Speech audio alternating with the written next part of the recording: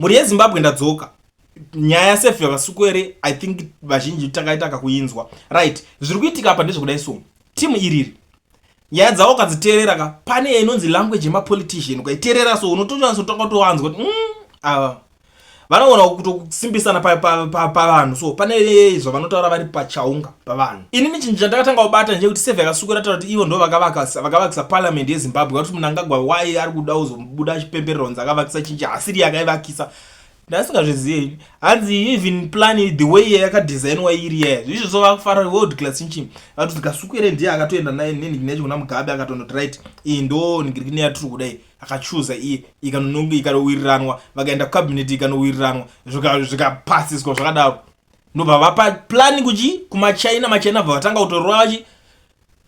kutorwa basa zvemapolitician hazvipere but pane zvinhu zvandakabata zviri kutaurwa zvaitaurwa pa Kasukuwere achitaura kuti Mnangagwa ane problem yekukanganwa ndo dambudziko riripo hanzi ane dambudziko rekungokanganwa that's why muri kuona kuti izvo so akungofamba nemwana wake because ndinoona ndakabva pakutanga tobuda nyaya chakati zosainiwa nemwana wacho chinji saka pasecurity pane mwana padhuze kozi ini zvakandinetsera kuti munotanga urana zvinhu mamanikina but inini varume ava vanenge vachifire chinji rumbonyatsoitika kana zvinge zvapera akawashanda zvatoita wotosiya vamwe vokondinyenyika voenda kumberi kwete kuramba wakaibatirira kuningirira kuti aroshuwa hanzi zvakuti angonotobvunza nezuro ndakasaina chi ndezvechii izvozvo it's not like that mazvona ndakazvinotisa zvangu vamwe vanhu vanenge vachingoti mafandizi anenge achiita if you still remember kupick up farm ibvunza gara zviya opposition yemuno inonzi chii zviya I was like hakuna munhu anonzi uri president utadzoza opposition yemuZimbabwe kuti inonzi chii vamwe munoona kungotanga vanhu vanenge ingozhinya vanenge vaenda kwekwe because ameno ibutlicking kana kuti kuda kutora kumufadza anogona kutokukanganwa futi face yako vese vari kumhanya chiti chinja vachiningira hanzi ane problem yokukanganwa saka muri kukorongo kanganwi mese imimi especially usiri mbinga in short ndingoti mukufira mahara vanhu vese vari kusapota ngirikini muri kufira mahara ndo nyaya iripo hanzi ari kukanganwa zvisingaite ameno muri yeZimbabwe iyi nyaya yanzi ndakaitaura ndikasukira akataura munoona tsvaga vhidhiyo rakasukira minga munoriona munyatsozvinzwira rese rakakurisa zvizhinji zvakataurwa ini ndakakwanisa ngobata pekunzi parliament anakasukira kuti ndo vakaivaka haina kuvakiswa naMnangagwa iye hana chake akaita ipapo hanzi takatoningira patanopa plan kumachina bva vatanga kurwa because for sure plan iya inonzi parliament iya yakatozera zvekutozouya ichitonosarendwa kuningini kunzi tapedza parliament yenyu ndobva vazouya kuti alright vakutanga kuti chaungweza maflag kungosvika nongovhura ribbon tatovhura parliament you understand so zviri zveparliament ameno nyaya yekukanganwa vanhu vanosapota ZANU-PF vari kuti 2030 mafese enyu anokanganwikwa muri kufira mahara. You tell me what you think kana vaningirikina enda kutosiya muchiterera ojeri panapo mozondudzwa mafungiro enu in the comment section. Vamutsvangwa vanobuda nhasi vachitaura zvinhu zvisina kana nekumbosimira zvisingambonzwi kuti vanoda kuti kudii.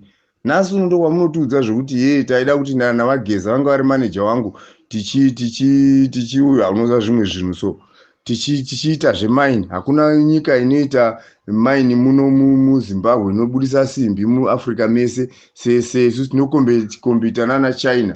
Mukataura chimaini chenyu chisingazikamwe chenyu muri vaviri isoda maini yenyika iso kuti chimaini chenyu muri vaviri navageza chamuri kutitaurira vamutsvangwa icho hatichinzwi hatinei nacho isu munotaura zvechimaini chenyu toda maini yenyika inobudisa simbi dzenyika. Vana Zisco Steel vamakadhiriza newe Kasukuwere nhasi wakutanga kuti pwerepwere uriko ndo waitora mamaini ese uchitora vana Shabani Mashava Mines uchitorera mubrother yako umutumwa Mawere wakatorera brother wako mutumwa Mawere maini ukuna nhasi mai Shabani Mashava Mines yakafa ukauya ukatora Zisco Steel ikafa iko zvino wakuti pwerepwere uda kudzoka futi Kasukuwere iwe udzoke futi iwe uzoya uite marara ako wakanga uchiita munomo asina nebasa iroro iwe saka Kasukuwere uchiita zvisina nemusoro Kasukuwere uchingotora nemabuildings evanhu mukati ukauraya Shabani Mashava Mines ndiwe Kasukuwere ibva ugara ikoko hatidi kana kuona kunono kuti unhu hwako hwakapusa zvisingamboiti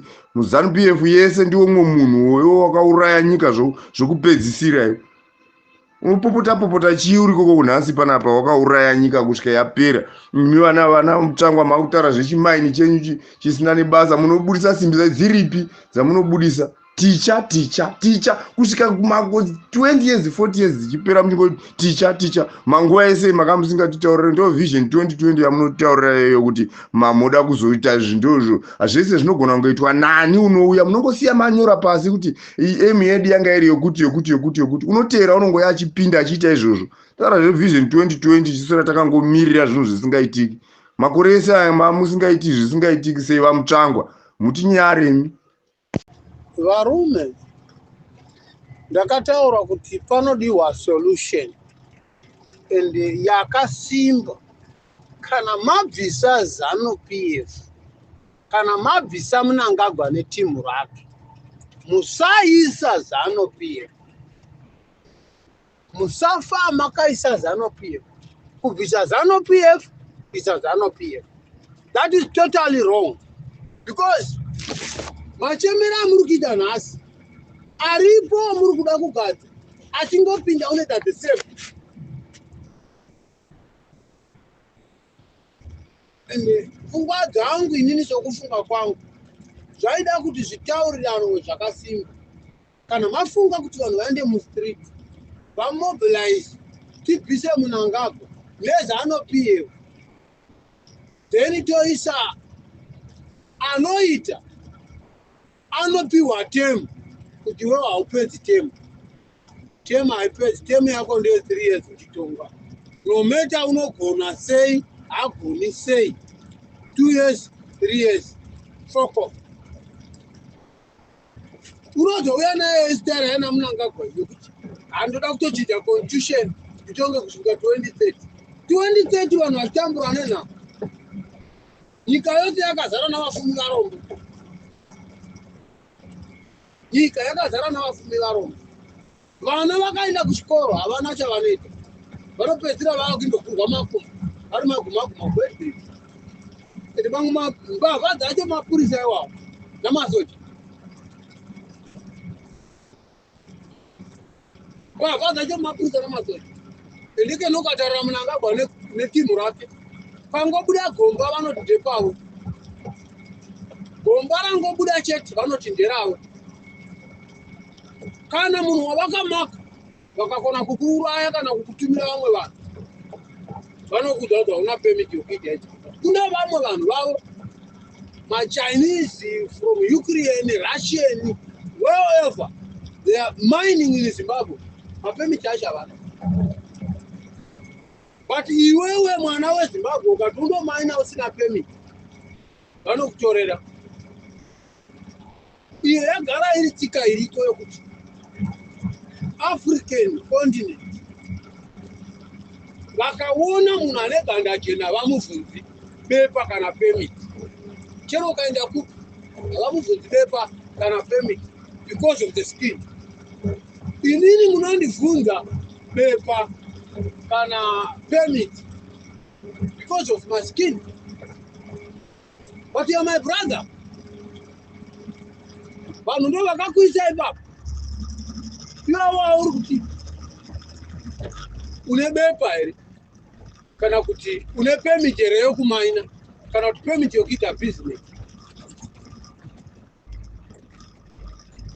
Like zviri kuitwa nouyu unonzi Anuri Mutuli Nuve tarira munhu zvaanoita corruption yaanoita. Anokwidzira matax pay kuvarombo. Varombo ndimi munotsikirirwa, hakusina muZimbabwe, murungu muZimbabwe. Zimbabwe yakazara navarombo. Vanhu havarototamba nevanhu, vatotaura nyaya dza2030. Hakuna 2030, 2026 munhu anenge aendawo. 2026 tikutopinda imo muZimbabwe macho. Ipapo panopisa pacho ndo patinotoda ipapo. 2030 hatimirire tsvina yakadero izvo. Hatimirire tsvina yakadero izvo. 2026 munhu anofanira kunge aendawo. Hatimirire zva2030 izvo ndezvokupenga izvo.